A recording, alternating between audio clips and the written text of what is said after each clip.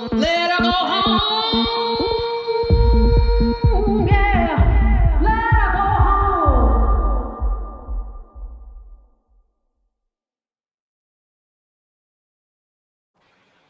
Hello, everyone. Welcome to TokiTV. Today is the 7th of August, 2022. We are here each and every week. We gather for Sk'aliCh'elh-tenaut in faith, prayer, and education every single week. And today is a special day. We're joined with Orca Network.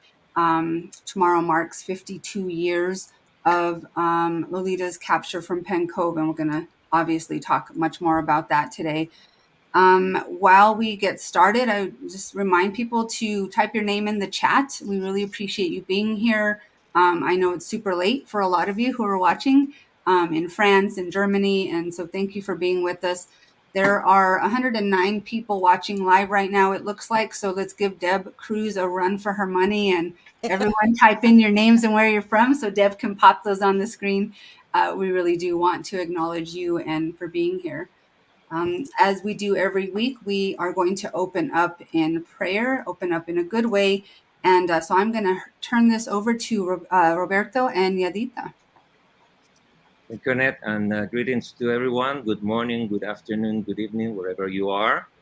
Yadita and I are Buddhist members from the Nichiren Buddhist School from many years.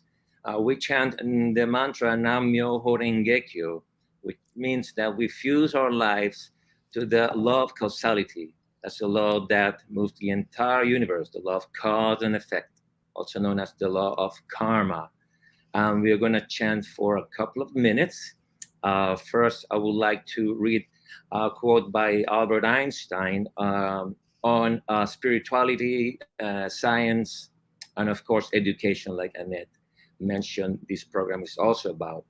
Albert Einstein intuitively believed in the existence of a grand harmonizing principle in the universe, which we call Nichiren Buddhism, which we call Nam-myoho Renge-kyo.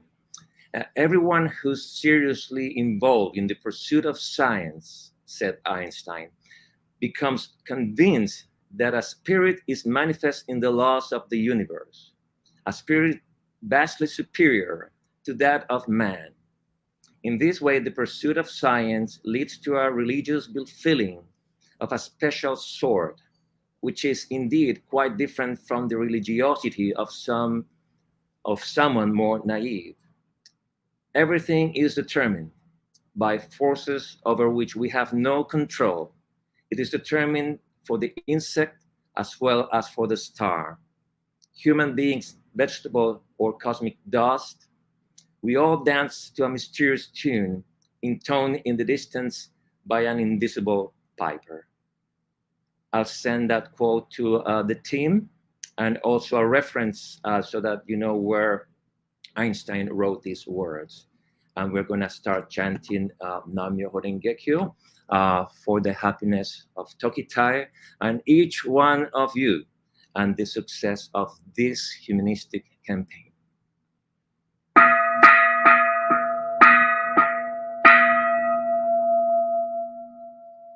Nam-myoho Renge-kyo, Nam-myoho Renge-kyo, Nam-myoho Renge-kyo, Nam-myoho Renge-kyo, Nam-myoho Renge-kyo, Nam-myoho Renge-kyo, Nam-myoho Renge-kyo, Nam-myoho Renge-kyo, Ho-ring-ge-yo, Nam-myoho Renge-kyo, Nam-myoho Renge-kyo, Nam-myoho Renge-kyo, Nam-myoho Renge-kyo, Nam-myoho Renge-kyo, Nam-myoho Renge-kyo.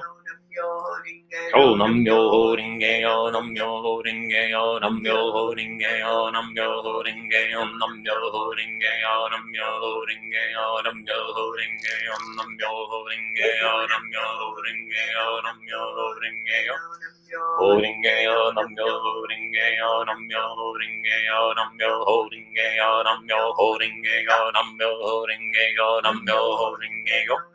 holding gale, namyo holding gale, namyo holding gale, namyo holding gale, namyo holding gale, namyo holding gale, namyo holding gale. I'm your holding gale, I'm your holding gale, I'm your holding gale, I'm your holding gale, I'm your holding gale, I'm your holding gale, I'm your holding gale, I'm your holding gale, I'm your holding gale. Oh, I'm your holding gale, I'm your holding gale, I'm your holding gale, I'm your holding gale, I'm your holding gale, I'm your holding gale.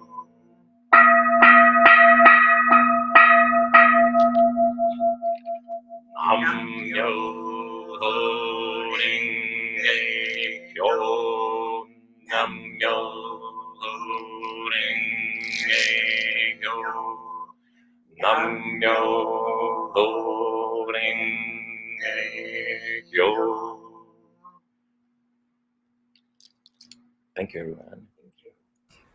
Oh, thank you, Roberto and Yadita. It's a pleasure to have you with us today. Thank you.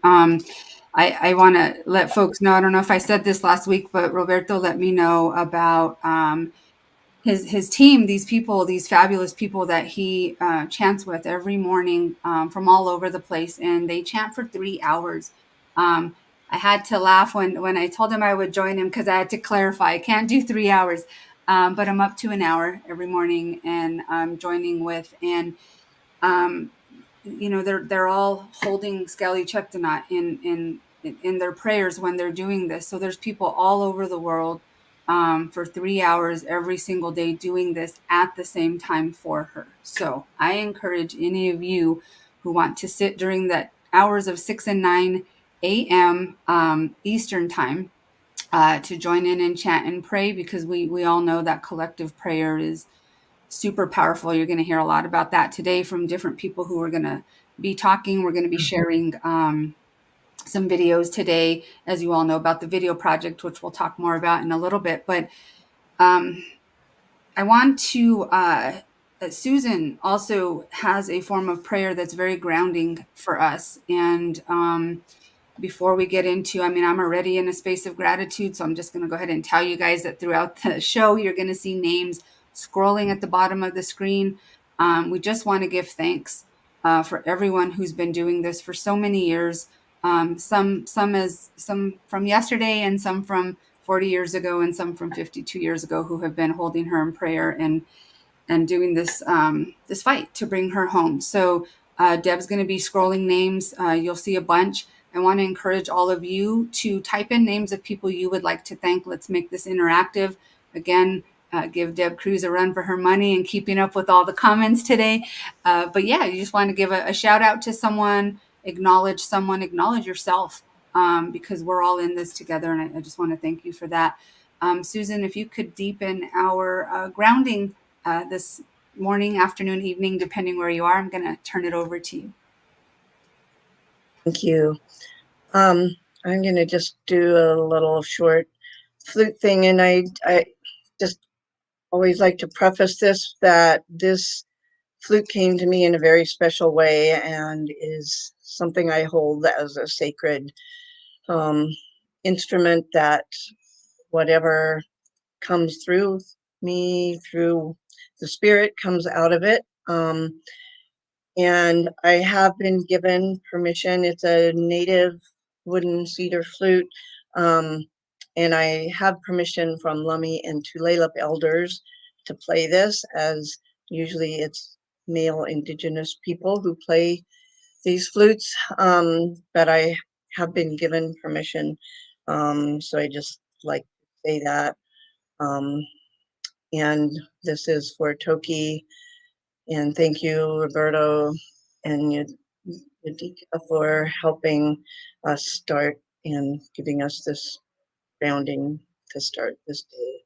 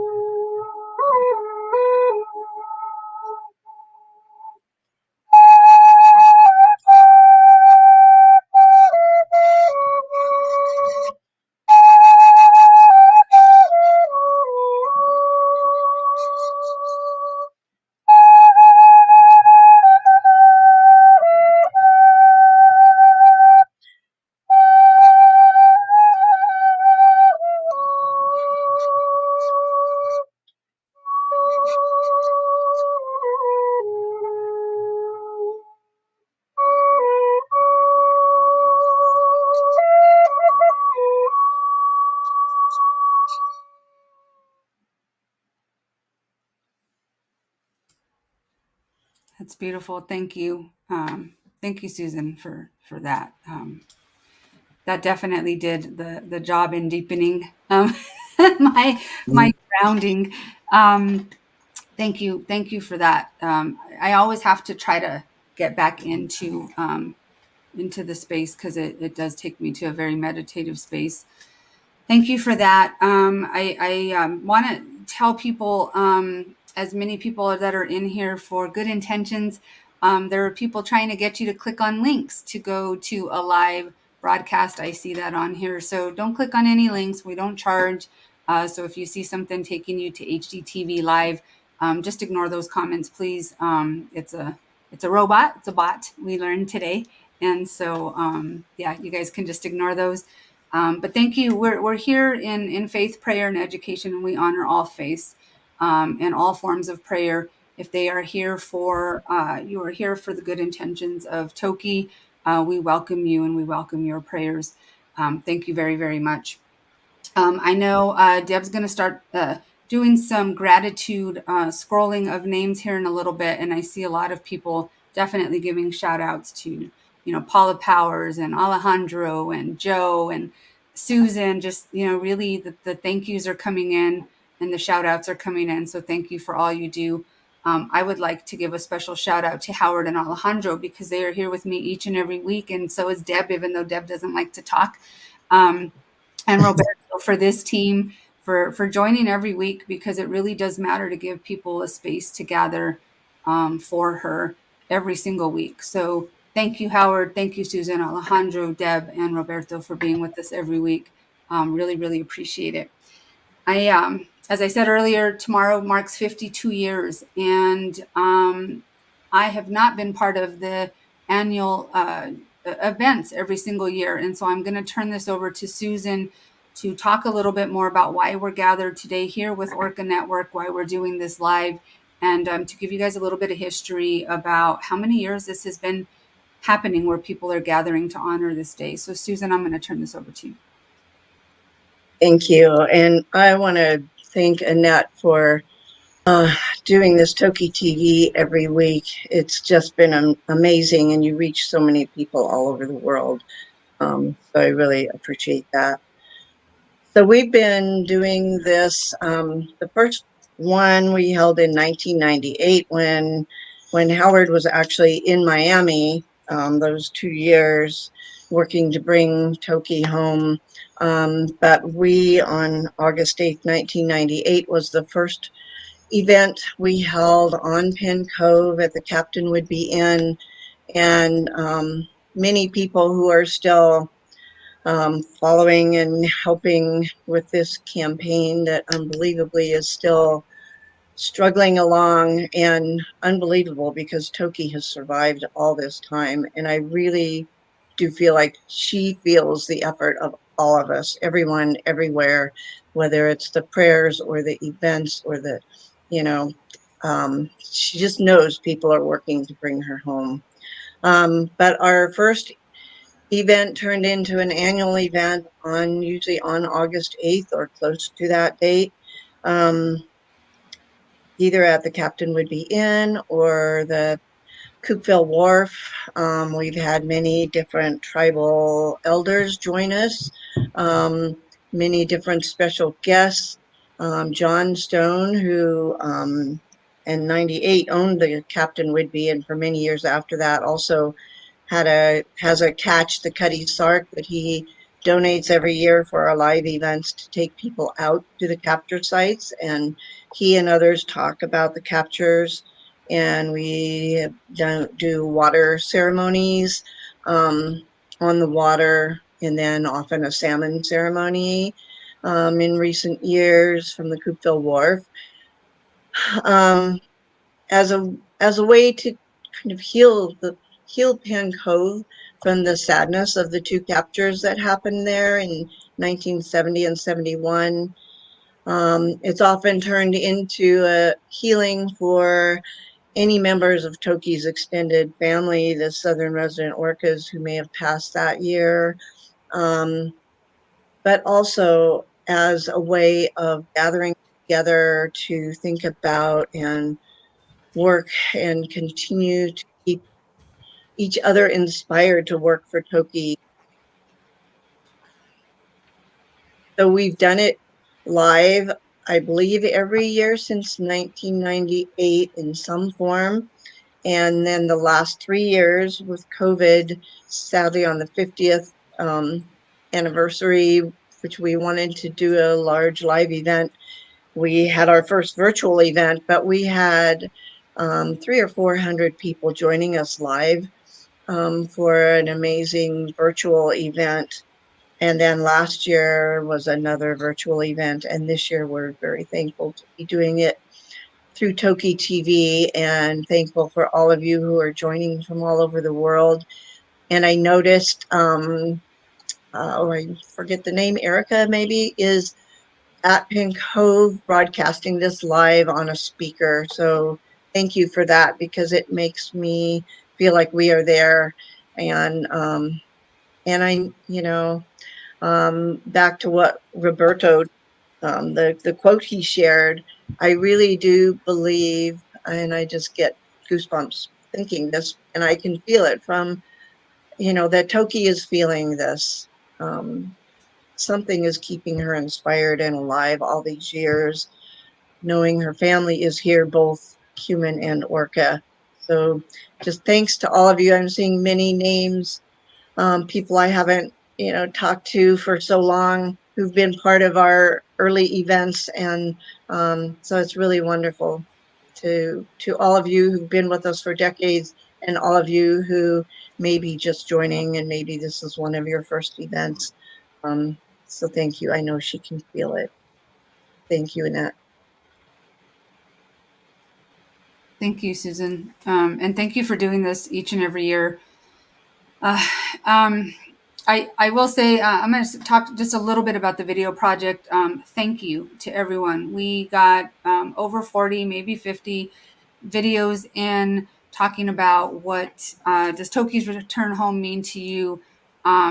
I've been grateful to be someone editing all of these, because I've got to see all of them. And I will say I've been inspired. I've been completely motivated, and I've been in tears for the last 3 days doing this, because you guys, everyone is clearly speaking from the heart, and just the connection that everybody has to her and to each other and for her has been pretty profound. So it's been a blessing for me to be able to start to coordinate all these videos. So I just want to say thank you to all of you who did submit a video. You will see at the end, I did include everyone who submitted something. We did a video at the end, and obviously to get everybody in, I had to shorten it quite a bit. So, but everybody's voice will be heard in that video today, and we will put everyone's unedited submissions in a longer, probably it's going to be like another hour and a half. But we want to make that available, because I thank you for taking the time to do it, for speaking from your heart. And I know everyone who I can see on the page right now will want to hear everyone's submission. So that may be next week's show. Alejandro and Howard and I are figuring that out. But I definitely want everyone's voice to be heard. Kind of today, how it's going to go is, so we're not just showing videos. We're going to do a couple of videos, and I highlighted a few people that we're going to do their full videos. A couple members from the Lummi Nation, and also some past guests. But again, stay tuned, because at the end you will all get to see yourselves on the big screen, sharing what Toki's return home means to you. Let's go ahead and start with that. I want to play a video. Sk'aliCh'elh-tenaut, Lummi member, I was able to record her, and she went down to the water to do this recording, and so I'm going to share that with you guys now. Hi, my name is Sk'aliCh'elh-tenaut, and I'm from the Lummi Nation in the state of Washington, and I'm here at the Stammish grounds, and I'm thinking about the Great Salish Sea and how this beautiful home belongs to my people. And when I think about my people, I think about the people here on this beach, and I think about the people who live in the water from this beach. This is the Salish Sea, And we're the Clackamas people, the Lummi people. And specifically here, the Lummi, on the Lummi Reservation, we're the Clackamas people. And the people that are in the sea are the Quomichton. And the Quomichton are our relatives. They're our relatives who live in the Sailor Sea. And so when I think about all of my relatives, I think about our rights to live here, our rights to belong, our rights to be in our sacred territory, like where I'm at right now. I'm in my sacred territory of my home, and I share this home with the Clackamas people and the Quomichton. And when we're away from our home, we're apart from our family. And we have a relative who is away from our home and away from our family, Sk'aliCh'elh-tenaut, the orca whale who's been stolen from these seas and stolen from her relatives and stolen from her community. And she's been exploited for over 5 decades, 5.5 decades, and treated with disrespect and false love and pretenses of love, where the love that she receives here is authentic and real, and the same love that her ancestors knew, the love of the voice of her mother Ocean Sun, who's is also from the sea and still alive here. And we could go ahead and dance for her, Ocean Sun, and I danced and I shared this dance in the water to tell her that I'm praying for her daughter to come home too, that I love her, and I think of Ocean Sun as my auntie. I address her as Auntie Ocean Sun because I feel so. I love my aunties, and I think about Sk'aliCh'elh-tenaut. She is my sister. I think about our ages, and we're relative in ages, and we both have had time away from this sacred home, and coming back here was the biggest healing for me as a Lummi woman coming back here, and as a Clackamas woman coming back to this territory, our UNA, our usual and accustomed territory, which is as far as we could see here with these mountains and these islands and these and Mount Comocachan and all these islands here and these sacred beaches. All of these tidelands here are sacred homes, and they touch the Sailor Sea. And my beloved hasn't touched the Sailor Sea for so long, and she is homesick. I guarantee you, I assure you, she is homesick. She wants to come home. She sings her songs. She understands. I visited her and I seen her, and I know she wants to be home, and I know she knows she's loved. And there's a spiritual connection that those who truly love and truly feel that she has her rights to be home. When you really feel your love for her, you will be able to speak somewhat in her language, not like an orca language, but you could speak a spirit language. And I believe that there are many two-leggeds who can speak the language that she understands, and the language of love. And she understands that language when there's certain ones to go and see her, the two-leggeds. But we're not the ones that she's wanting to see. She wants to. She knows we love her, but we love her to want her to be with her mother, and her own. She has her entire family, the super pod, and it goes beyond the orcas or her relatives. Truly, all of there's a natural order that we believe in, and we believed in this way for many thousands of years, and it's all been turned upside down and the most atrocious ways, by the name of greed, human greed. And it's that, and no one understands why these things happen, like a orca being stolen from her family and be discredited like she didn't belong here, or she didn't have her natural rights.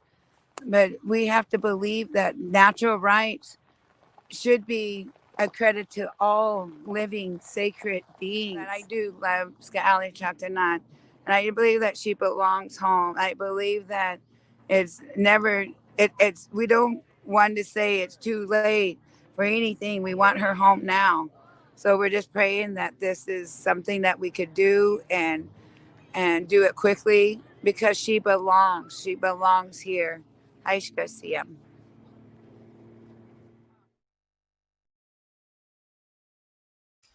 Thank you, Samuel. I know you're watching right now, so thank you very much for meeting with me in advance to be able to make sure we had good service to get your voice heard. I noticed I completely messed up my own agenda in order, so I need to go backwards a little bit. But everything happens for a reason. I think we needed to hear from Samuel at first, but I'm going to go back to Howard to talk to us a little bit about. He has a video, and it's from a while back. And Howard, do you want to tell us about that?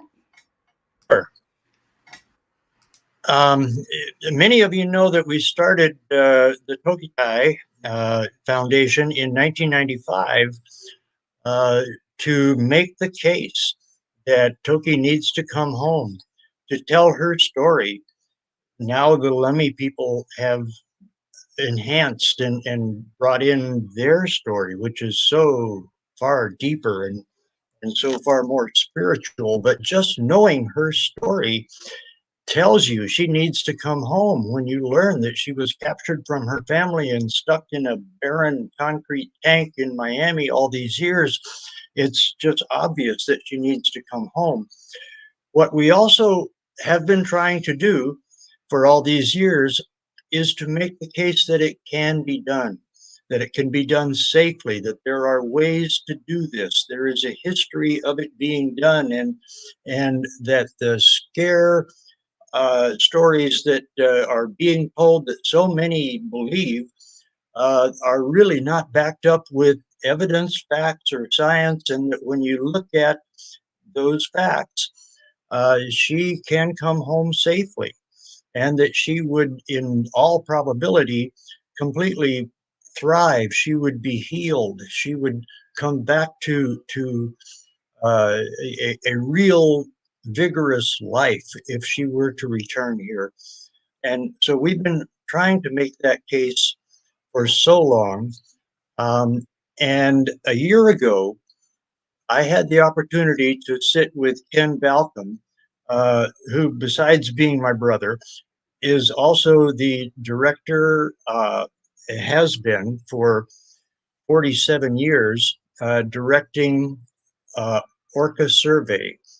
And it was in 1976 that he first began on a government contract to count the whales, basically because nobody knew how many there were out here. And at that time, the captures were still going on in April of 1976. So his count, and of course, he collaborated with Mike Bigg in Canada, who began on the Canadian side 3 years earlier. So they together were able to establish that there were only 71 members of the Southern resident community still alive after so many had been taken. It's not real clear exactly how many had been removed or were killed in the process of captures, but it's between 40 and 50 somewhere, and there were only 71 left.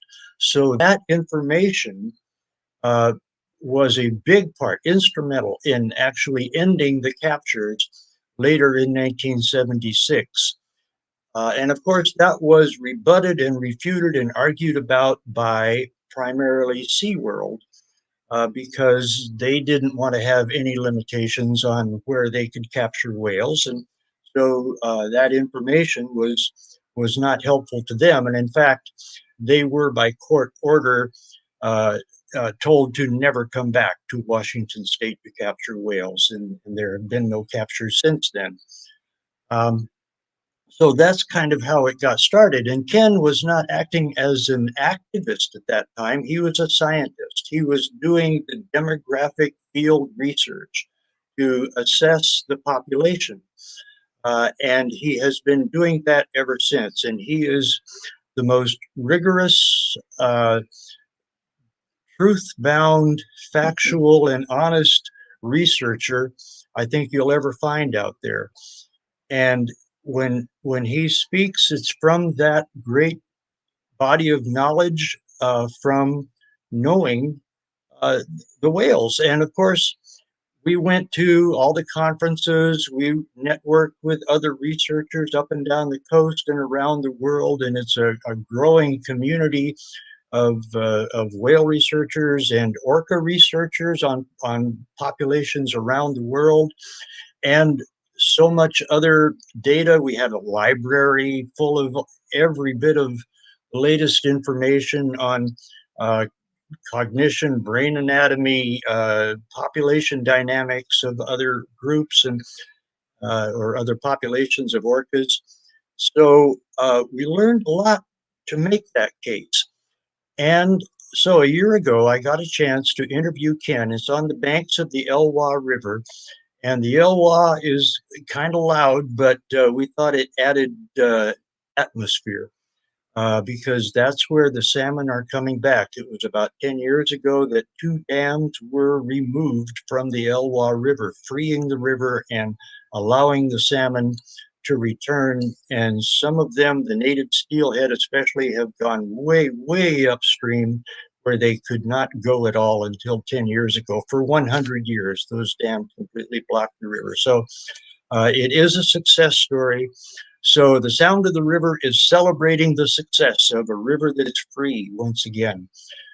So with that, I would like to begin playing the video of me and Ken sitting by the banks of the Elwha talking about Toki. The natural lifespan of females we know now is way longer than we ever expected. It's like, 80 to 100 is definitely achievable.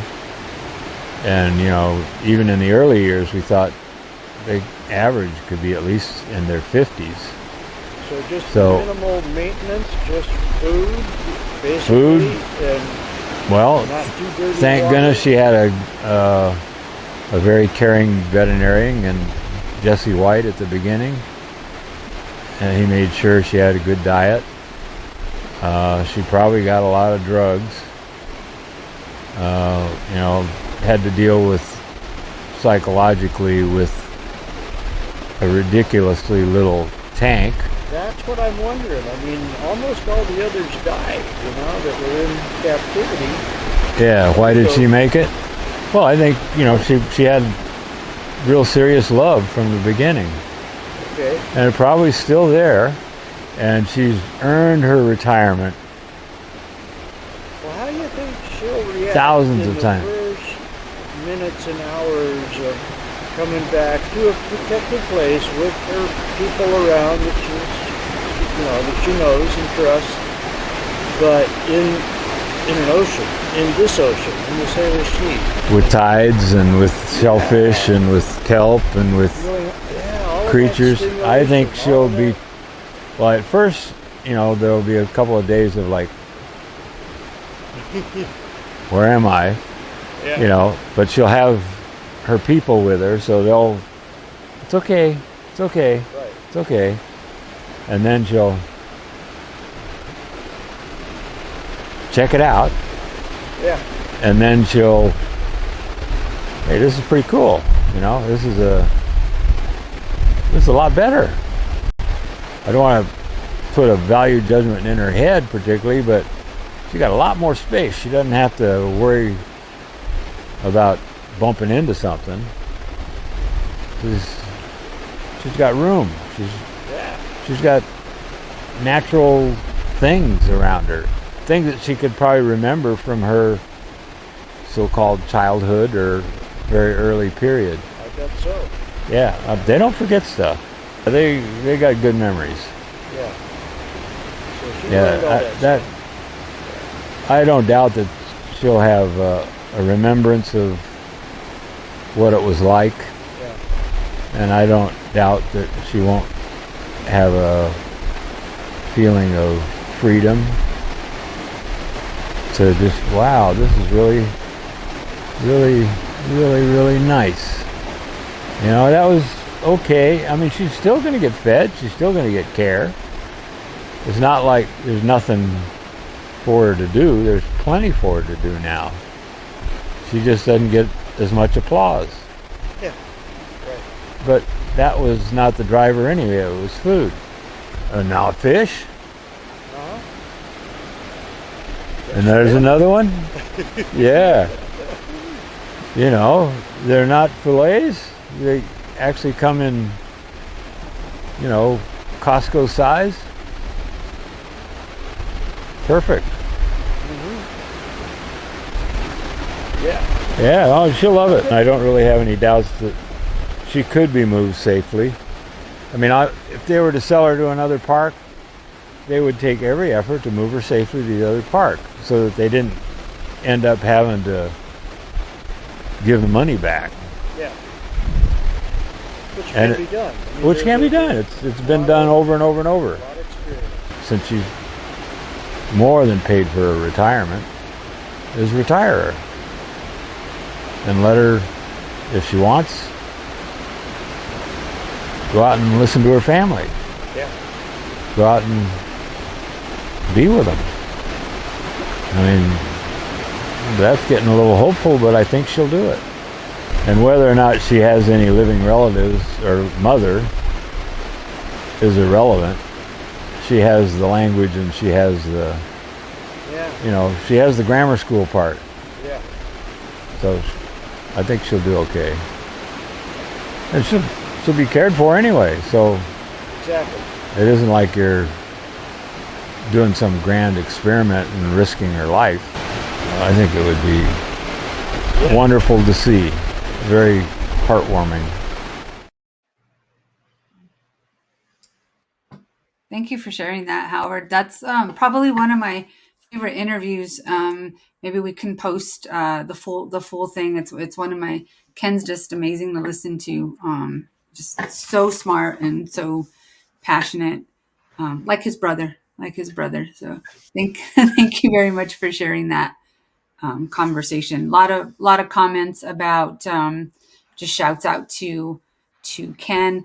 And I don't know how this works. So we're being streamed on multiple different, like it's on YouTube and it's on like 4 different Facebook pages. So there's like 30 watching on this link and 40 watching on that link. So I don't know if everyone can see everyone else's comments, but we're doing our best to keep up with that. But a lot of respect for Ken. And right when we started playing that, people were just so appreciative. So Ken, if you're not watching, Howard, if you can let him know, everybody definitely appreciates and loves Ken and acknowledges his expertise. So thank you.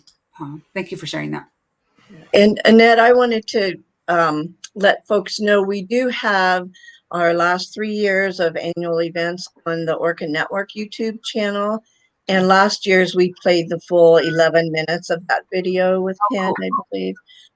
So you can find that and other things that if you missed those, you can see there. Awesome. Thank you for sharing that. And if you guys haven't gone to Orca Network's YouTube page, you should. And you could spend a day there watching videos. It's a beautiful thing. So thank you for saying that, Susan. I appreciate that. And also just remember orcanetwork.org, doing wonderful work. Thank you, Howard and Susan and Cindy, for all of that. I'm going to try to get back on my agenda here with my little mess ups. But so we heard from Samuel. I'm going to play just a couple of quick short videos before we go to Cindy, because Cindy's got some cool stuff to share with us. But I want to play a quick video from Pierre Robert de la Tour. He was on our show about a month ago, the Orca Whisperer from France. And here's what he has to say about Toki returning home. No life worth living without freedom. Lolita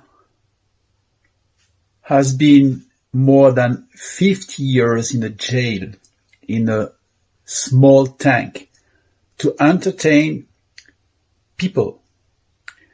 And this time is enough for her. She needs to go back in the ocean. She needs to go back in her ocean. She deserves to enjoy freedom. This is why I give all my support to the people who are fighting to help her going back to freedom. I am speaking from France. I am Pierre, the Orca Whisperer. Bye-bye. Thank you, Pierre. I know you're watching as well, so thank you very much for that. I also want to share a quick clip of Delilah Lewis, and I just want to say Delilah is adorable. She's so adorable. Alejandro, why don't you tell us who Delilah is before we hear from her on what returning means to her? Yes, Dalila is the administrator of the website, the page, right? They are fighting for the voiceless. They are fighting for the animals in Argentina. They try to free shaman and many other animals. She's amazing. We organized the March for the Animals in 2018. I traveled to Argentina, and we brought awareness about Lolita. We have a big banner over there just in the street with Lolita's picture, shaman picture over there. Everybody watch. She's amazing. They are fighting for these animals, for everybody, for animals in the zoo. You know what I mean? Everyone. She supports Lolita. She always share everything about Tokitae, about everything we do. We organized the last meeting with Howard. They organized the last meeting we had for Argentina. She's amazing. She's amazing. They do this because they love animals. For sure, they want to see Lolita getting released, and they want to see shaman getting released too. You know, he's the only orca male in South America, Argentina, my country. The orca we have in captivity is in Argentina, my country, in South America. It's unbelievable, you know. So she's amazing. She's amazing, and you can share the video. All right, let's hear from Delilah. Hello, I am Dalila. I am from Argentina, and I am so happy about Lolita. Retiring her would mean the world to me. As an animal rights activist, specifically for cetaceans, I know that she is closer to freedom, and she will open the door for the rest of animals which are behind. So I am so happy. She deserves all the human effort to recover and release her after all she has gone through, all her difficult life in captivity. I am sure she knows all the hard work we are doing, her friends are doing to retire her. I am very thankful and delighted to hear good news about her, and I wish the same great future for the rest of animals in captivity. Thank you. Told you she's great. Delilah's just great. Thank you, Delilah. I know you're watching as well. She shared it to their page, so there's people watching all over Argentina right now as well. So thank you guys for joining us. Cindy, one thing we talked about. Cindy does a lot of events for Orca Network, and we were planning this. We were really looking at, and we've been planning it for a while. Really looking at the shift of this year compared to last year's, and calling it Healing of the Waters because there's a healing happening now. Now that we're closer than we've ever been, and Cindy gets to spend some time on the water, and she has some information for us on some recent sightings on Toki's family. So Cindy, I'm going to turn it over to you. Great, thank you so much, Annette. And I also just want to join Susan in thanking you for doing TokiTV each week and for making our annual commemoration part of TokiTV this year, and also for all of the incredible work that you've done putting this event together. So thank you. So we are going to show you a video in a few minutes of Tokitae's family, because we can't really think about Toki without thinking about her family. They're a big part of who she still is today. And we know that many of you are not in the Pacific Northwest, and so you probably don't get a chance to see these whales very often, so we wanted to bring them to you. I'm coming to you from San Juan Island, where I do get the opportunity to see these whales as often as I possibly can. I do actually have a little bit of breaking news. I wanted to mention that our good friend Monica Whelan Shields from Orca Behavior Institute, she's been watching some of the southern residents off San Juan Island today, and she just confirmed less than an hour ago that Toki's family is here. So the L12s, she saw L25, who is possibly Toki's closest relative, and they are actually off San Juan Island right now as we speak. So that's kind of special that I wanted to share with you. So the video we're going to show you was taken on July 29th from Limekiln Point State Park on San Juan Island. It was a really special afternoon. We had the rare treat of seeing two pods come together and have a reunion. So it was J pod coming from the north and members of L pod, including the L12s again, Toki's closest family. They met up right in front of Limekiln and had a huge party. And scenes like this used to be more common, but we rarely see them any longer. Because as most of you are probably aware, the southern residents just aren't spending as much time here as they used to because the salmon runs have declined so much. So this year has been a bit of an exception. We're still not seeing them nearly as often as we used to, but certainly far more than we expected to. We're starting to say that it's a little bit like the good old days when we used to see them almost daily. And I don't remember the last time I saw a reunion like this. So it was incredibly special and emotional. Now, when Toki comes home, we don't really know what's going to happen. It may be that the people caring for her will determine that it's in her best interest for her to remain in a sea pen sanctuary, and that's okay. It's hundreds of times better than where she is now. But in my dreams, and I'm sure many of you have the same dreams, I see her reuniting with her family, and I imagine it looking something like what we're about to see in this video. So, Annette, go ahead and show the video, please.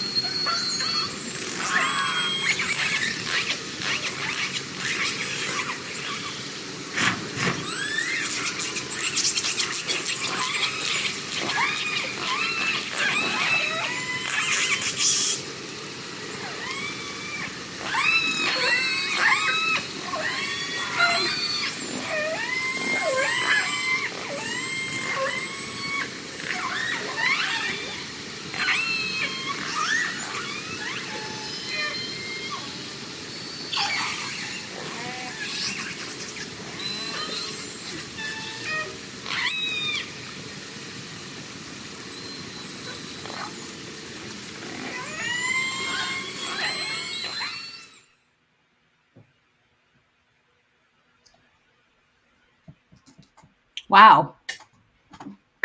Wow. Do you see the comments come? I was trying to keep up with the comments and I'm trying not to cover the stuff, but oh my goodness. Wow. That's beautiful. I love your life, Cindy. I always say that to people. Like, I just can't wait to be out there. Gosh, just gorgeous, gorgeous, gorgeous. Is there anything else you want to share about that, Cindy, about just the experience this week for all of you? Yeah, thank you. Thanks so much for including that video. And thank you, everybody, for all the comments. And, you know, I'm seeing here that Toki deserves this, and she absolutely does. So just keep these images in your mind and in your heart. And, you know, that's what we're working towards. That's our goal, is for her to be able to have that kind of a reunion with her family. So thanks so much. Yeah, thank you. Thank you for sharing that with all of us. I know we're going to cut to another video that I'm going to have you introduce, Cindy, but Dalila put a comment here, and I just wanted to try to see if I can find that. She says, thanks to you all, beautiful people with beautiful energy. I'm sure Toki is receiving your love and desire of freedom. So I know we said thank you. Thank you for submitting your video. But Dalila, really, thank you so much for doing what you do on a daily basis there in Argentina and really leading the efforts there and making sure people know who she is, who is Sk'aliCh'elh-tenaut. So thank you for that, Dalila. We love and appreciate you very, very much. Cindy, do you want to intro the next video? Yes, I would love to. It's my pleasure to be able to introduce the next video from our dear friend, Rosie Caillou-James. She's a Samish elder. She's a wonderful friend to us at Orca Network, a friend to the Orcas, a friend to Tokitae. She and her father actually witnessed the Penn Cove capture, and Rosie's father promised that he would spend his life trying to make it right and trying to bring her home. He unfortunately was not able to achieve that, but Rosie has continued to try to honor that promise, and she's continuing to work towards that. And so we were able to record a few words from Rosie that we would like to share with you now. Thanks, Annette. Story I'd like to hear to share about my dad. Back in 1970, when they had the orcas penned over in Penn Cove, we would stop there and watch. And we went there for days after. Because they were stealing and murdering my dad's family. Dad always said murder, and because they were his family.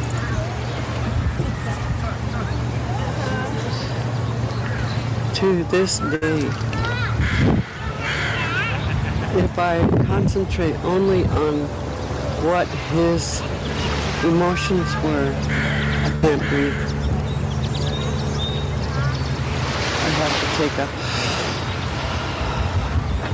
I have to inhale very deeply to kind of declutter how I feel about it. He never got to get his family home from Florida in his lifetime. But he spoke with me often, and he often said, when I am not here anymore,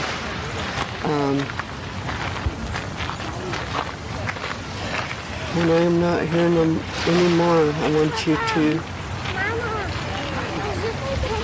help her.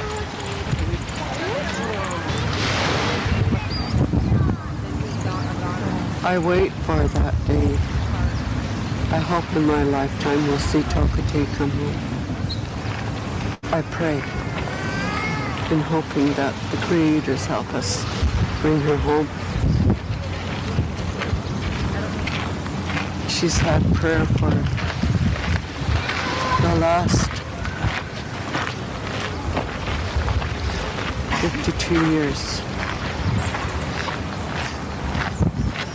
praying for her to find her way home.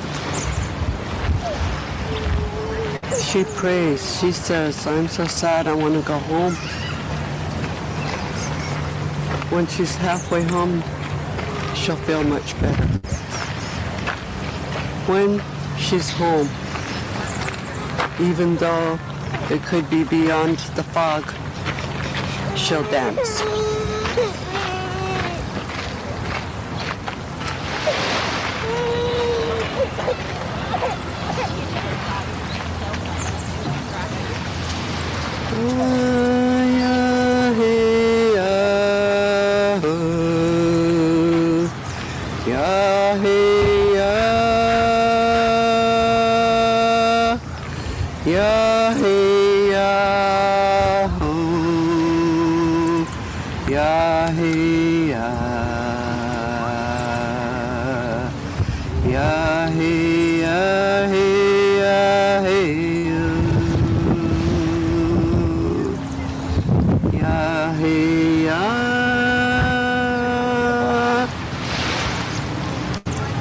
ya hey ya ho,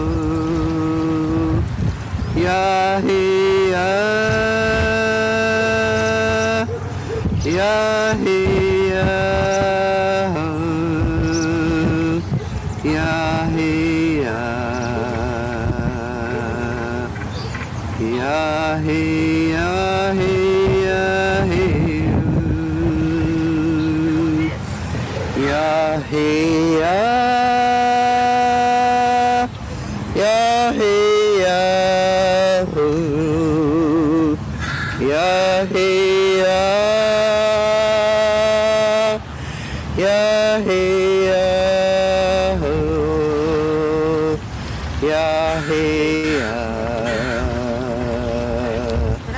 ya hey ya hey ya hey oh.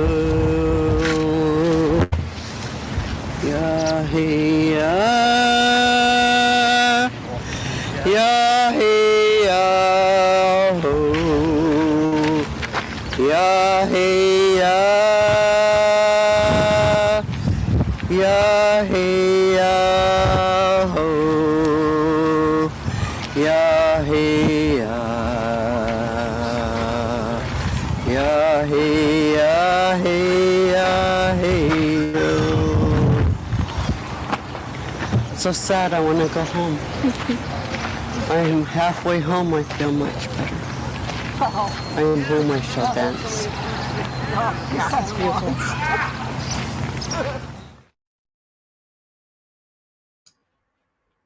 Thank you. I've heard Rosie sing that song many times, and every time it's just very touching. Thank you, Cindy, and Orca Network for getting that, going out there to record her. I really appreciate that. Thank you guys so much. I did a quick little, literally quick. It's 52 seconds. Samuel Tommy was not able to join us today, but he sent me a recording. And so I put that to some drone footage that I don't think we've showed before. It's not new. Just want to preface it with that. This is not new.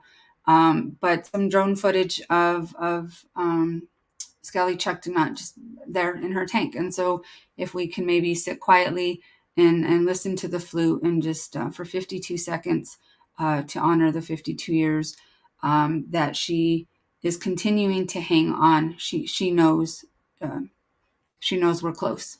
So I'm going to go ahead and play that now.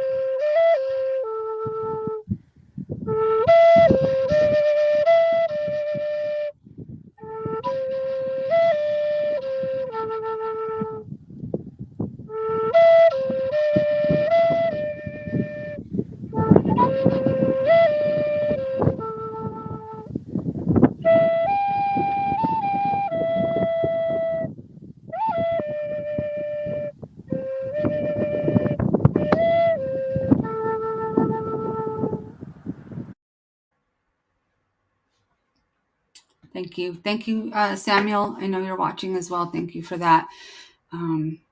Really appreciate that. I want to encourage people.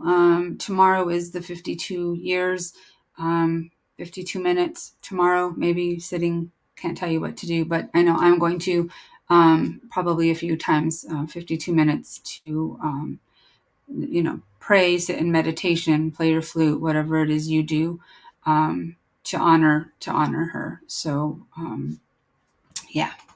Thank you, Susan, for saying that. It's hard to continue on with the show when you get a little bit emotional. So I'm going to do my best. Someone who inspires me for sure all the time when I talk to is Uncle Doug Sk'aliCh'elh-tenaut from Lummi Nation. So we're going to hear from him next. I just want to share with people on a personal level. I met them when they were coming through New Mexico with the totem pole, and Uncle Doug, it was just so cute. He says, you're coming out for tribal journeys and you're staying with Freddie. And Freddie kind of looked at him like, Maybe you should have asked me first. I know Deb's cracking up, but she's on mute. But so talk about someone who honors everyone who's doing the work for Toki. He told me, and I will share with you, if you are in this, if you are here, if you're watching today, if you're watching later, you're part of the puzzle. You're part of the puzzle that's going to bring her home. So let's hear from Uncle Doug now. Sk'aliCh'elh-tenaut. First of all, that they understand that this is bigger than all of us. This is a spiritual movement that is taking place.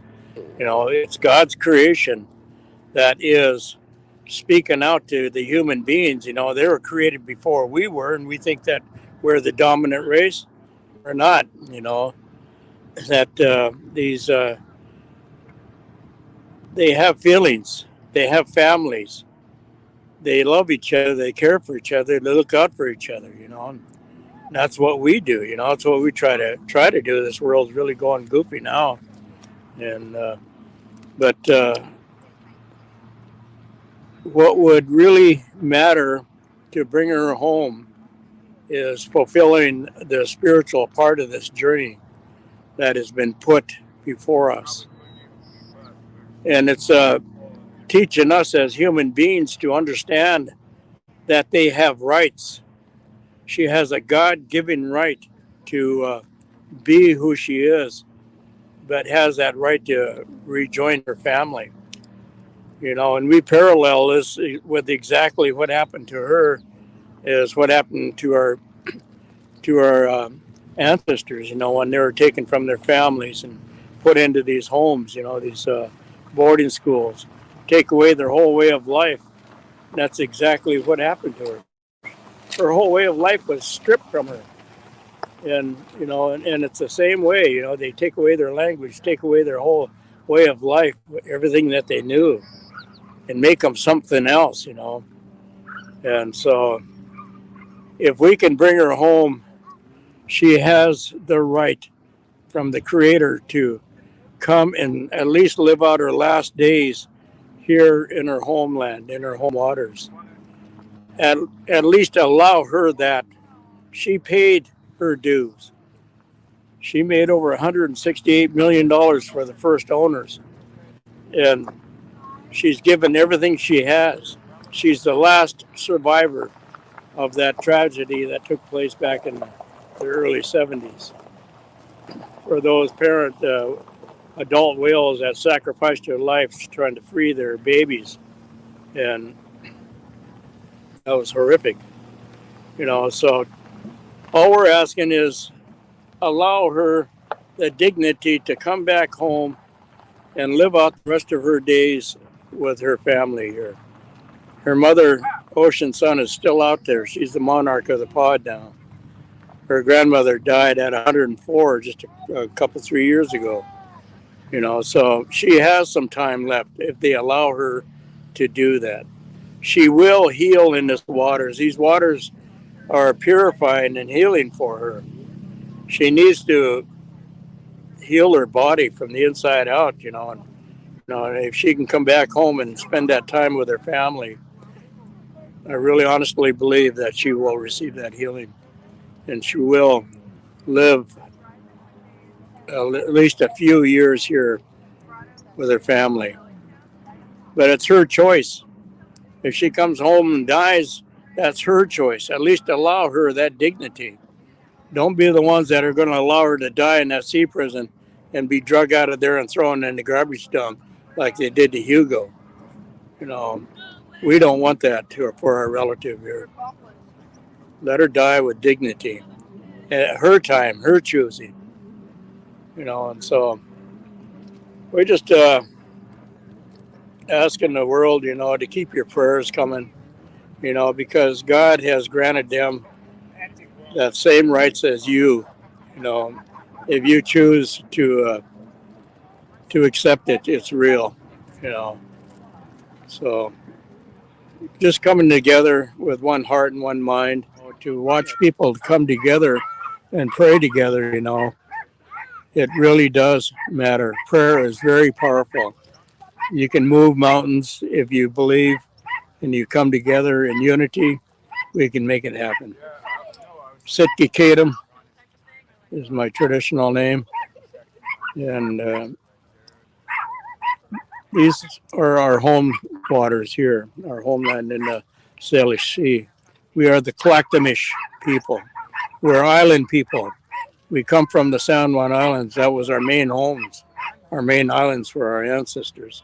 And that's where Sk'aliCh'elh-tenaut's family is from, is around these islands out here. So I want to say thank you for allowing me this breath of time. Sk'aliCh'elh-tenaut.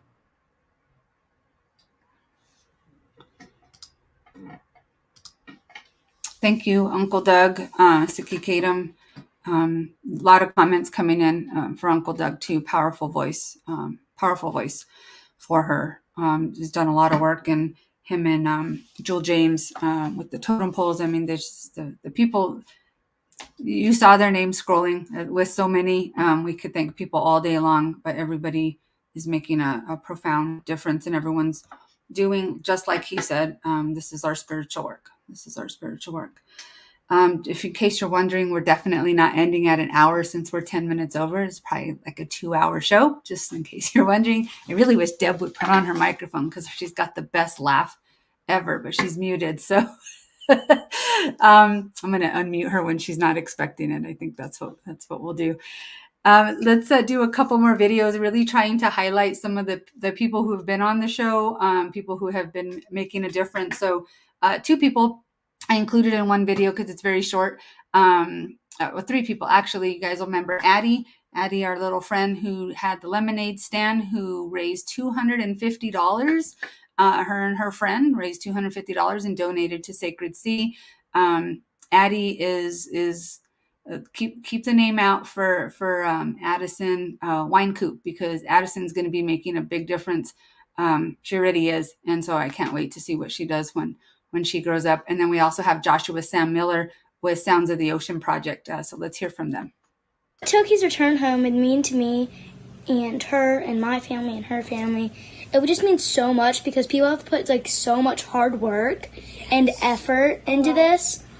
And it would be really sad if they didn't let her go. It would just all go to waste. And it would make me so sad. Like at this age, like us, we're getting to learn about this stuff, and it makes us really happy because we're getting to learn about these things, do fundraisers, be on shows, and it just makes us really happy that we're getting to learn about this stuff at this age. So it would make us really happy if she got released. Hello, my name is Joshua Sam Miller from the Sounds of the Ocean Project, and what Toki's return home means to me is really a returning of justice of where she belongs and where she should have been this entire time. And I hope that she gets brought home very soon. Thank you. Thank you. And Addie, if you're watching, you are a movie star. I just want you to know that, because yes, you have been on Toki TV. We have conversations with her mom about that. And Addie, you are definitely a superstar. Deb, I tried to unmute you, but you haven't done yourself. Darn it. I'm not able to do that. Thank you, Addie. And thank you, Joshua. Everyone.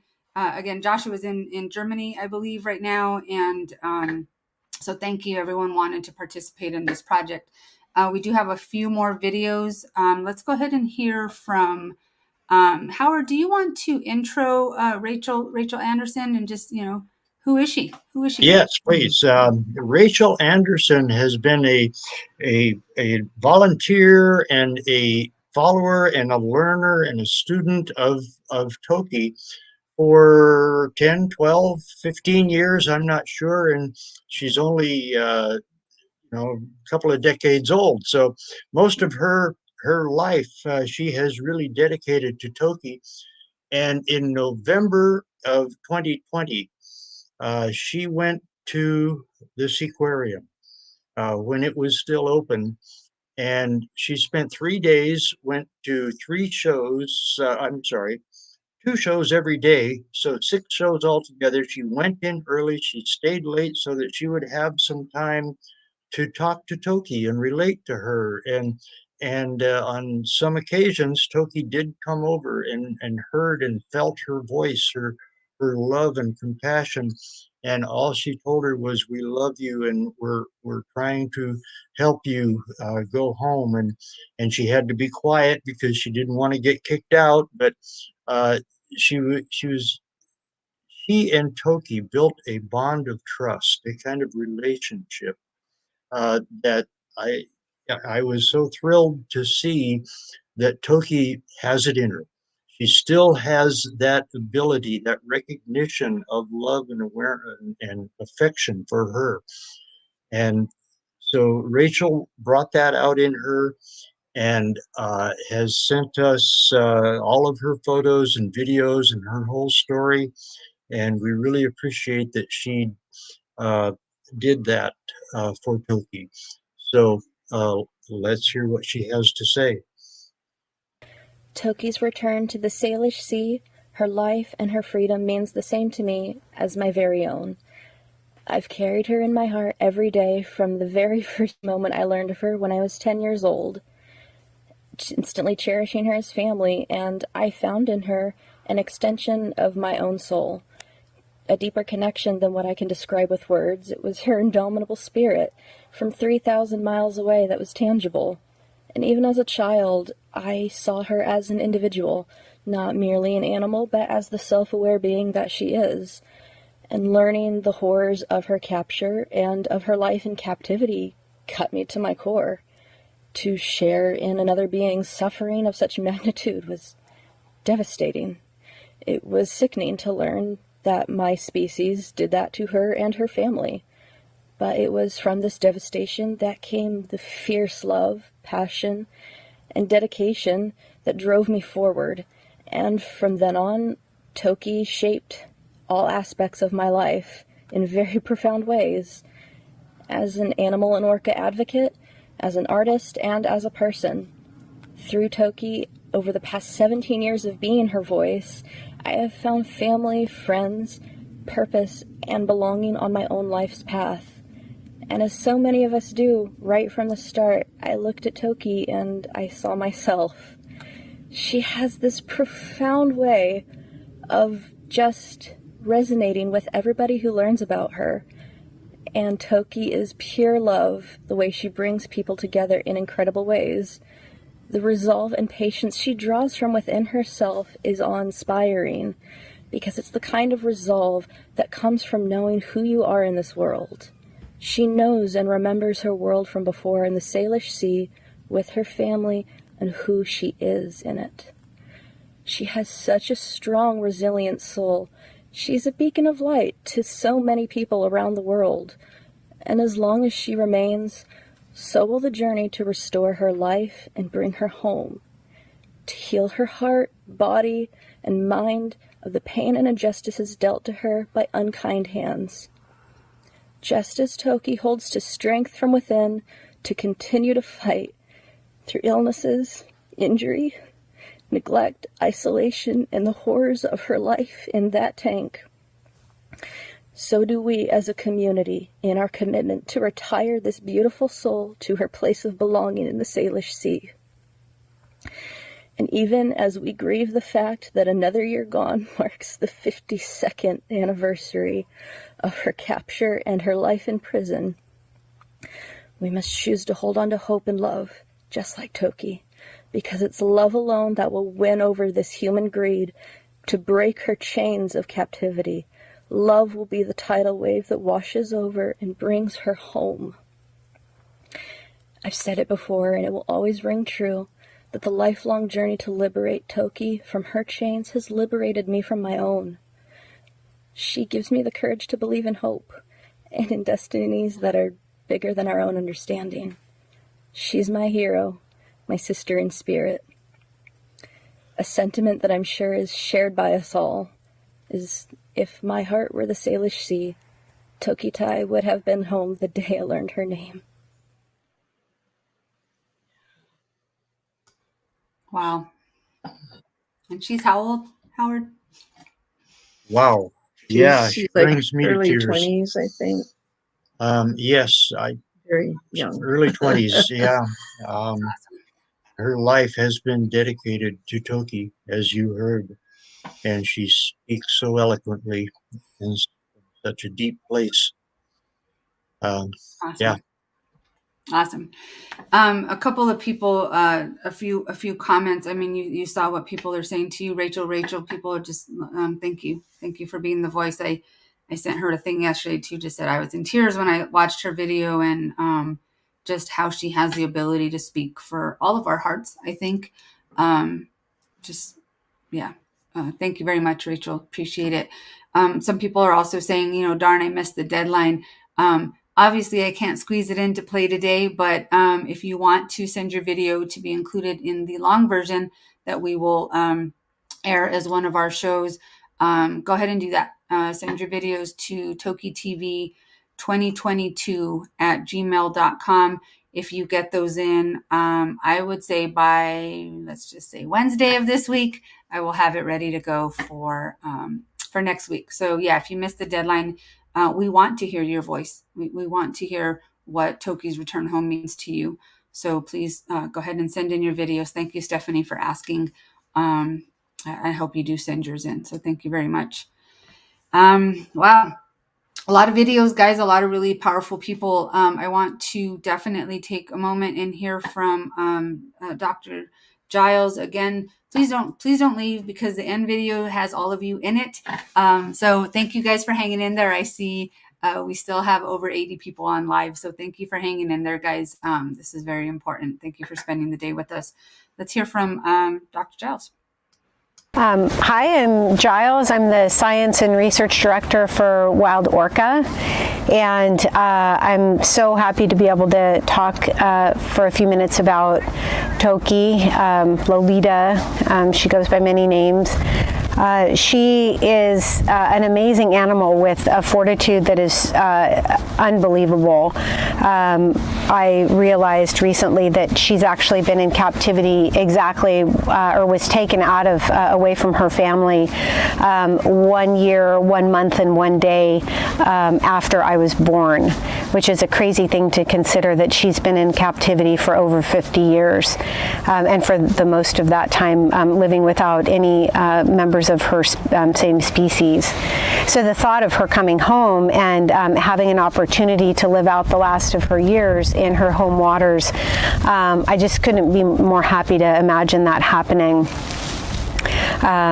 She was born here. Her whole species was adapted to these waters and co-evolved with these waters and the salmon that ran in and around these waters.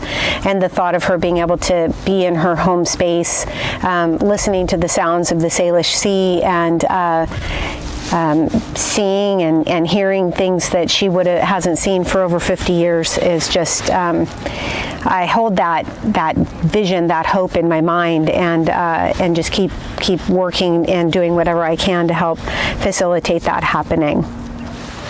This year, 2022, really feels different when I think about Toki coming home and the real possibility of her coming home. It just feels a lot more real this year.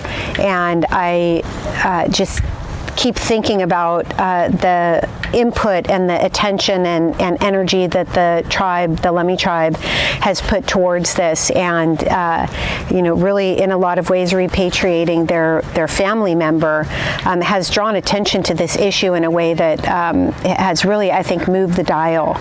And it's very exciting to think about the potential. And, for a lot of what we've been hearing, she's just an incredibly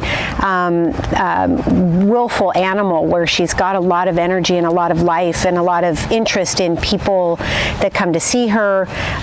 Just really an interest in life that hasn't waned over all this time and after all she's been through. And it's just really exciting to think about the first moments of her being taken from a transport container and lowered into the waters, her home waters. It's just an incredible vision, and it's what I keep holding on to. And I know there's people around the world that are thinking and feeling the same thing, and it's really exciting to know that it's so much closer this year than it ever has been. So that's what I'm holding on to, and putting that intention out into the universe. What do you think? It's a pretty good idea, huh? Yeah. I love that. That's Eba. For those of you that don't know, that's Eba. She thought she was going out to work that day, but luckily she just had to shoot a video. So from what I hear, she was 7 days straight or something like that working. So um, um, knowing these people who are on Toki's side, on the side of Sk'aliCh'elh-tenaut, she will come home. I mean, Dr. Giles is just a powerhouse, and we know from Dr. Norman, who we had on the show last week. If you didn't watch, you should go back and watch that either on our YouTube channel or on this Orca Network Lolita Tokitae page. Some wonderful, brilliant, smart, passionate people on Toki's side. So we know that we know we're going to bring her home. We know that.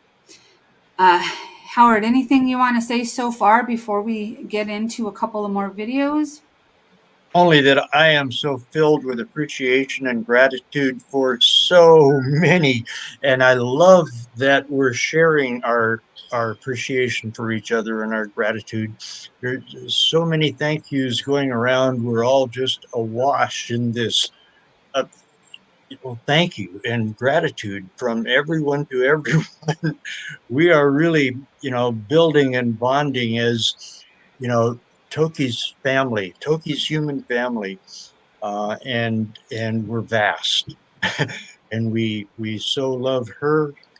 And Rachel was so right when she said that that Toki has a way of resonating with everyone. Everyone who gets to know her in almost any way feels for her and feels her strength and her spirit, her gracefulness, her patience, her incredible resilience, and just the power of her being. You feel it, and you want to help her, and who needs to come home. It's well, how many times have I said that? Keep saying it. Yeah. Keep saying it, Howard. But yes, and special. There's so many people who deserve special thanks. Annette, obviously, you have been at this 72 hours straight out to make this happen, and it's just a beautiful thing unfolding. I can thank everybody, and you know who you are. Thank you. Awesome. Thank you. Let's do a couple. Let's do another small video before we do the big video, because I just want to let everyone know the once we play the video with all of you in it, it's about 11 minutes. So get your popcorn or get comfortable or whatever, because you'll want to hear what everybody has to say, and then we'll come back after that. And someone mentioned in the comments, like, we should send this to the dolphin company. I don't know if they're watching, but the video that we are going to play, the longer video, the 11-minute longer video, we will definitely send, and I will post that separately from the live so that you guys can share away, get their attention for sure. I know people's attention span's pretty short, so I will try to do an even more condensed version, like a commercial, so to speak, to get that out this week, because people are not going to sit and watch an 11-minute show, but I know you guys will because you're in it, and so you're going to be fascinated by it. But share away. God, Deb, you need to unmute your microphone. But share away the 11-minute video, because again, I did my best to make sure your voice was heard. But again, I couldn't just have everyone's full versions, because that would be another hour and a half to 2 hour show just in itself. So, but the 11-minute video, I think, is short enough and gets the point across. But we'll do the very short one to blast around social media as well. And then we'll have the long one on. Again, I know I keep saying that, but I want people who are just joining to be able to hear that. And also, if you have not typed in some names in the comments or any shout outs that you want to give anyone, please do that. We are all about gratitude on this show, and so we want to share that. Speaking of gratitude, Alejandro has introduced me to some fascinating people. Roberto, who you met earlier, Pierre was his suggestion, and Pierre was just thrilled to be on. And Vanessa Prigolini, she is absolutely amazing. We're going to hear from Vanessa now. Let's do that. So bringing Toki back home, it means a lot. It's like a dream. It would be like a dream come true, not only because I've been raising awareness of captivity of cetaceans for many years, but because I have the fortune of working with orcas in the wild, actually in these beautiful waters. So for many years I've seen what being an orca is, and this is way far from what orcas in captivity are. So yes, there is a risk for sure, but doesn't she deserve, after 52 years of being exploited for human entertainment, doesn't she deserve to go back to the waters where she was born, to feel the tides of the ocean, the currents of the sea? And mainly, if we know where her family is, we know her mom, Ocean Sun, she's still alive, doesn't she deserve it?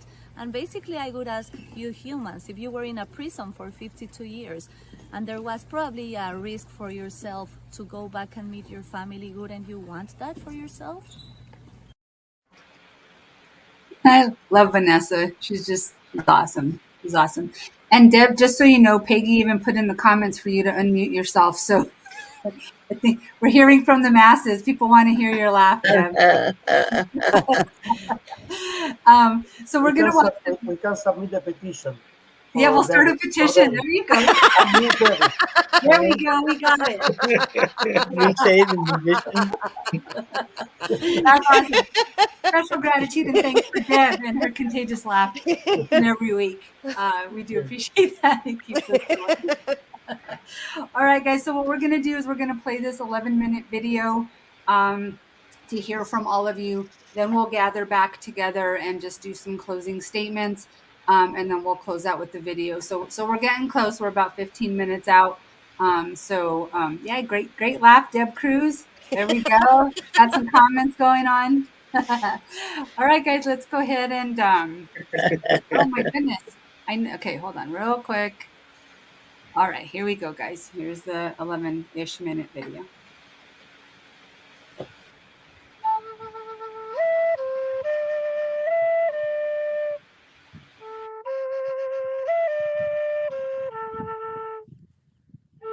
For me, her return to the Salish Sea means I can look out over the sparkling waters where her pod roamed free and, although nothing can make up for those stolen years, know she will enjoy her remaining years back home where she belongs. What does Tokitae coming home mean to me? It means healing, most importantly for Tokitae. What would really matter to bring her home is fulfilling the spiritual part of this journey that has been put before us.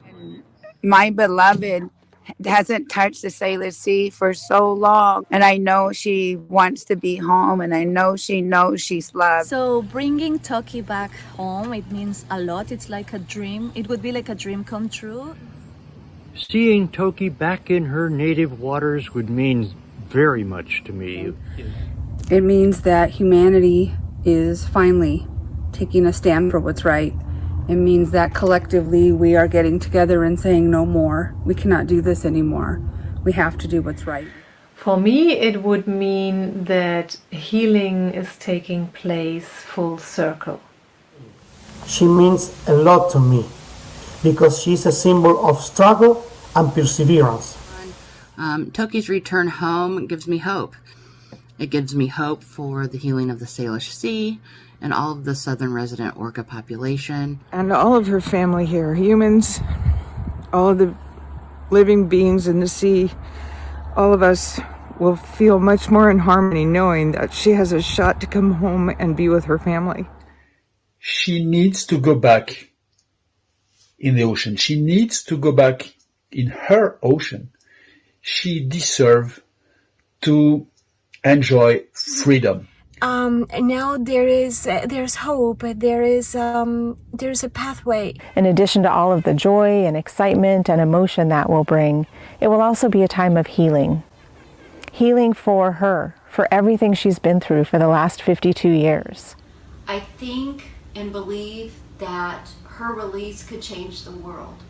I think our world needs hope so much right now. Toki's return to the Salish Sea, her life and her freedom means the same to me as my very own. The well-being and return to the Salish Sea represents the efforts, power, unity and determination of so many people. It will begin to restore my faith in humanity. And so she can be with her mom, Ocean Sun, that she deserves to be with. That's what it means to me. Thank you. And I am so happy about Lolita. Retiring her would mean the world to me. So the thought of her coming home and having an opportunity to live out the last of her years in her home waters, I just couldn't be more happy to imagine that happening.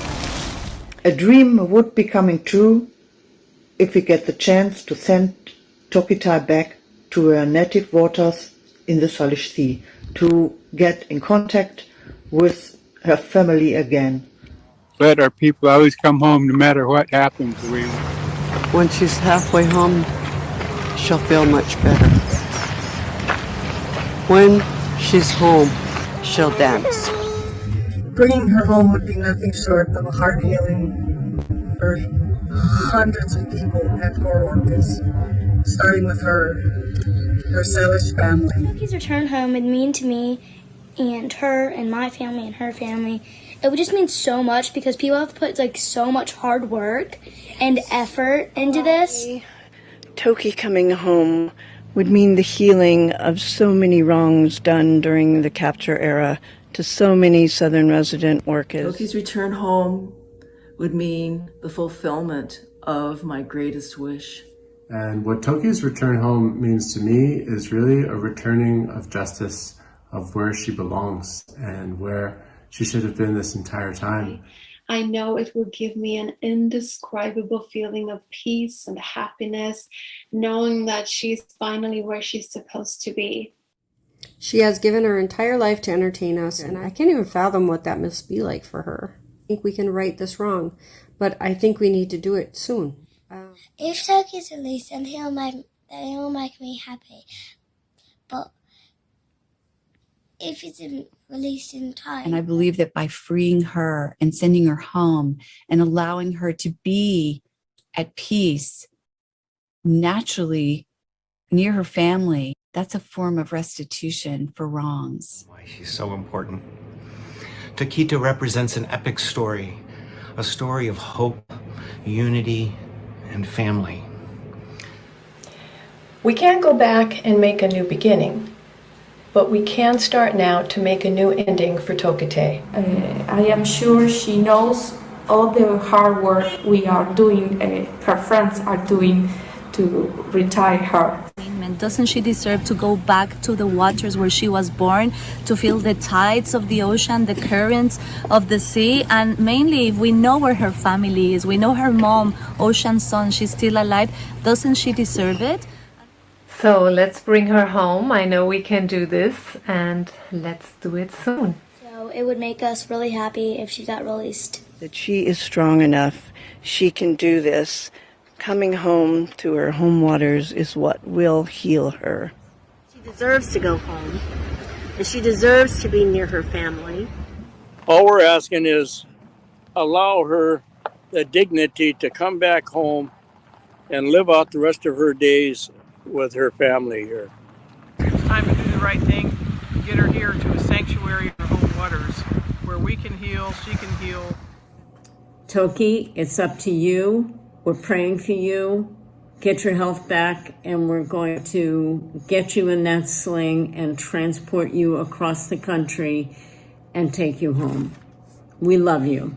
I give all my support to the people who are fighting to help her going back to freedom.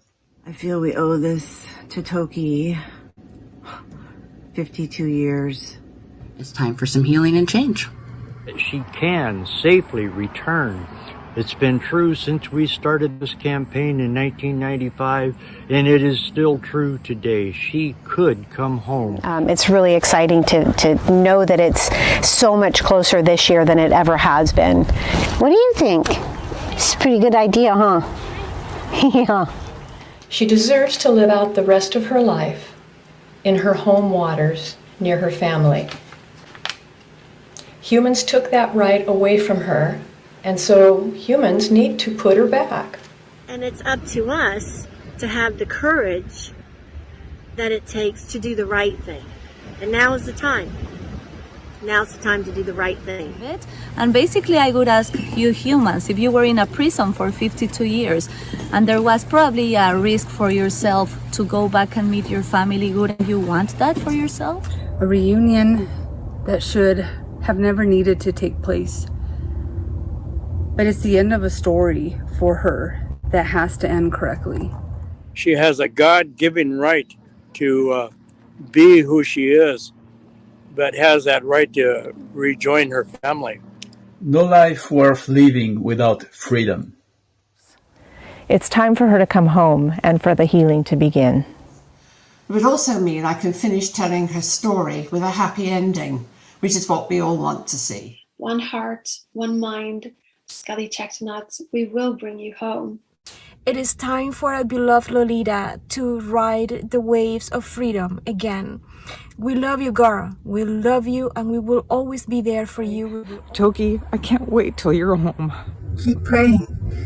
Never give up. Expect that miracle. And I just dream of the day that I get to hear the words that she's going home. I simply won't rest until I've done everything and anything possible to help her get there. We must choose to hold on to hope and love, just like Toki. Love will be the tidal wave that washes over and brings her home. We want her home now. So we're just praying that this is something that we could do and do it quickly because she belongs. She belongs here. Sk'aliCh'elh-tenaut. Let's pray for her because her time has came. It really does matter. Prayer is very powerful. You can move mountains if you believe and you come together in unity. We can make it happen. Thank you. So what does it mean for Lolita, Sk'aliCh'elh-tenaut, Tokitae to go home? It means everything.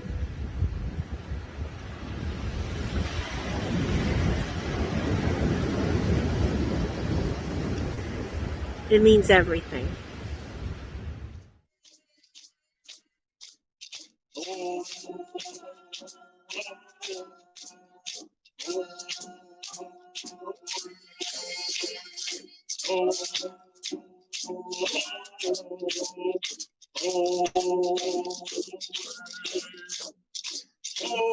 We have an opportunity to fulfill the dreams of those who have gone on and passed before us, both the Sk'aliCh'elh-tenaut and the humans who have been fighting for decades to bring her home. It means that her mom may have the opportunity to hear her again. It means that Sk'aliCh'elh-tenaut might be able to hear her mom's calls and not just in her dreams. The ancestors have done their part, and it's time for us to do ours. It's time to bring her home now. Sk'aliCh'elh-tenaut, hang in there. We're coming for you. We will bring you home.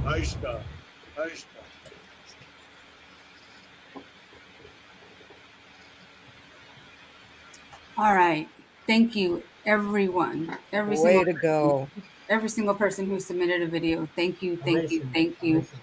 And for those of you who didn't and weren't able to, thank you for still sending me something, allowing me to use your picture and sending your words in. I really appreciate each and every one of you. And again, if you have not done so and you want to be included in the longer version, go ahead and send me your video or telling people a few seconds to minutes. Some people are going as long as 6 minutes, so just do what you want. But send it to me, TokiTV 2022 at gmail.com.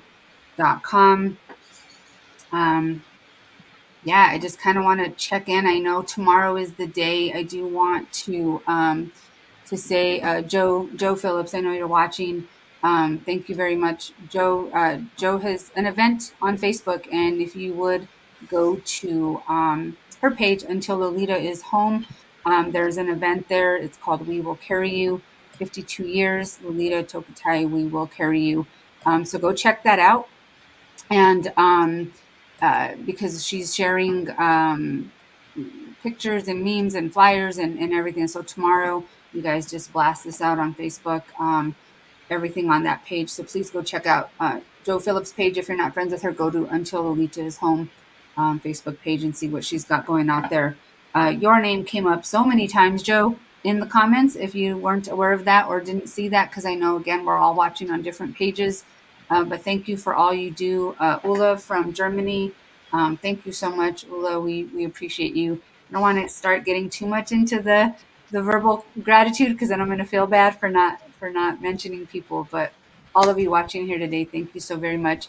And Deb, I just want to point out you became a hashtag on this. Did it? And we got her out. Record that. Don't forget So everyone, on your comments, feel free to put hashtag unmute Deb.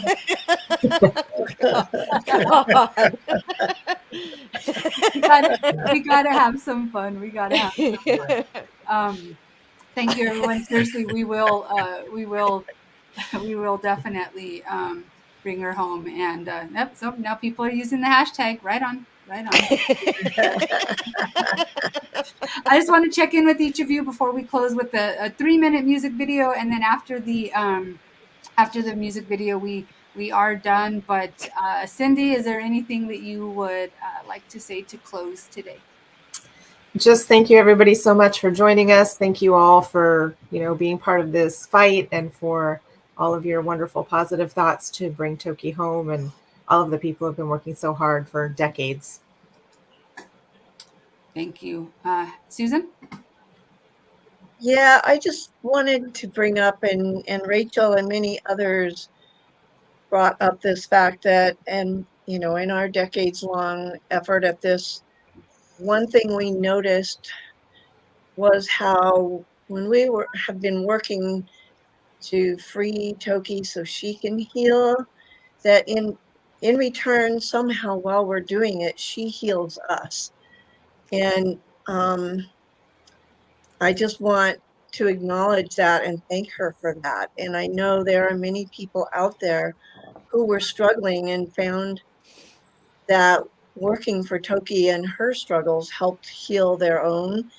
And it makes me realize that bringing her back will heal the Salish Sea, will help heal her family, both her orca family and her human family. And I just can't help but believe that there will be so much healing done when she comes back. And I know her being back in these waters is what will heal her, but I really believe it will heal her family as well. And also just thanks to Annette and to everyone who for these past few decades has been part of this in so many different ways, that each of you bring your own spirit and heart and talents and creativity to help spread the word. And it every bit helps. Thank you, Susan. Howard? I just can't express enough gratitude. I wish I could reach back, 4 or 5 decades and start to list all the people that have contributed and been inspirations and have been so supportive and have done so many beautiful, creative artworks and different ways of helping this happen. And I feel like we're at a sort of a culmination of it all right now. Toki is right now on kind of teetering on the verge of coming back. We have never been so close. It's not business as usual at the aquarium. She's not performing. There's just an open question. Can she come back? Will she come back? When will she come back? And we're all hoping for that. And this gathering today, all of the people, all the faces, all the names, and there are so many more out there over the course of the years that we have been involved in this. And there have been many more that that came before and that worked independently in other ways, and they've all been such a huge part of it. And I feel like this is a, kind of a festival, a Toki festival of a gathering of so many people. And it feels to me like not only are we closer than ever, but we're stronger than ever. Our prayers, our spirit, our love, our heartfelt hopes for her to come home have never been at such a high peak. And I just have to I just feel so much appreciation for everyone who has been so involved and done so much. And I think it's coming true. And I really hope we will see it soon. Needs to come home. How many more times do I need to say that until she splashes down? Looking forward to that. Thank you, Howard. And speaking of that and splashing down, I don't remember if it was Roberto who said last week, maybe the week before, about really taking that time to have that vision, of her being, in the sling and being lowered into her water. Like, you talked about it in your video with Ken, that you recorded a long time ago, like just that moment. So I know I said, hey, maybe take 52 minutes tomorrow, maybe take 52 seconds if you don't have 52 minutes. But I don't know. Maybe we can add that to it. If you're going to take it on and you're chanting or praying or what, quiet meditation, whatever you do, hold that vision of her coming home. Hold that vision of what you want to see, because that's what we're praying for. So let's keep that in our minds, because it is going to happen. So thank you for what you said, Howard, and for saying her splashing down, because that's something I'm holding with me for sure. For sure. Alejandro? Yes, I agree. Totally agree with Howard. She needs to come home, and I had a vision that she will get released and be reunited with her mother, Ocean Sun, and family. And like I mentioned in my video, she's a symbol of struggle and perseverance. Let's pray for her, because her time has came, and we will bring her home. We will bring her home. Thank you, Alejandro, for everything you do. Everybody loves Alejandro. I love you. I love each and every one of you. Deb, do you want to say anything?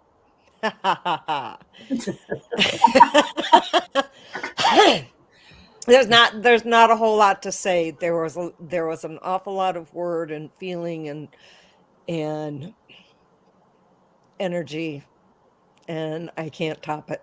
So thank you all. Thank you. Keep the faith. Keep the faith.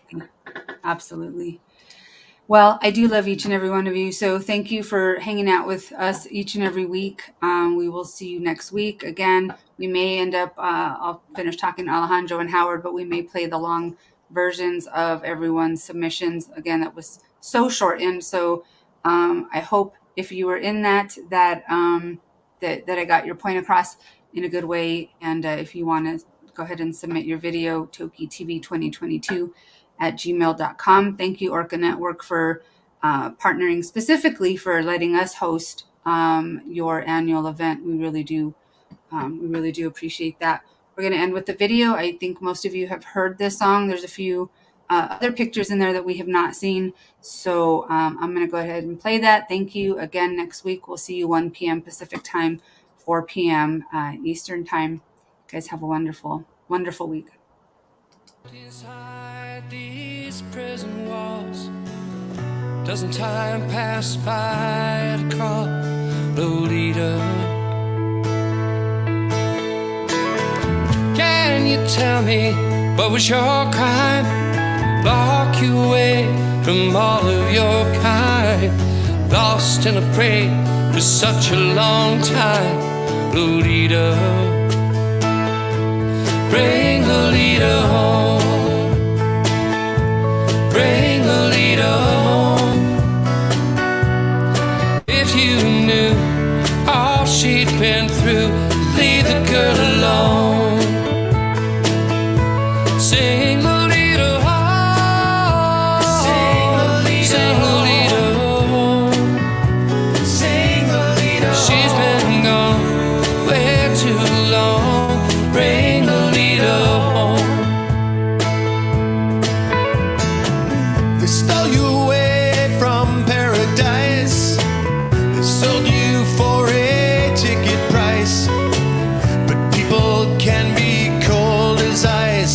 Lolita. Out there your family still waits for you, far and away from this pent-up zoo, where people point and they laugh at you. Lolita, bring Lolita home, bring Lolita home. If you knew all she'd been through, just leave the girl alone. Sing Lolita home, sing Lolita home, sing Lolita. She's been gone way too long. Bring Lolita home. Help is coming, though the hour is late. Save you from your twisted fate. Storm the walls, tear down the gates. Bring Lolita home, bring Lolita home. If you knew all she'd been